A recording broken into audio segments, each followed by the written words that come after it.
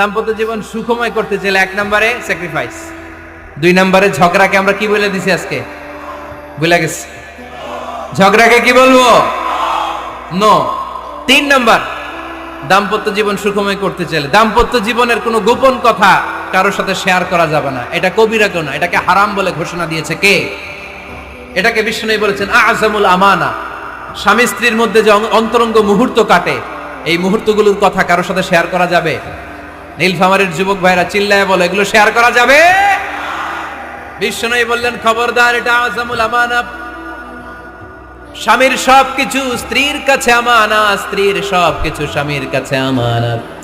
আবার বিষ্ণু বলেছেন, যারা স্বামী স্ত্রীর গোপন দাম্পত্য জীবনের কথা অন্যের কাছে শেয়ার করে দেয়, তারা হলো আশারুন নাস, পৃথিবীর মধ্যে সবচাইতে নিকৃষ্ট মানুষ।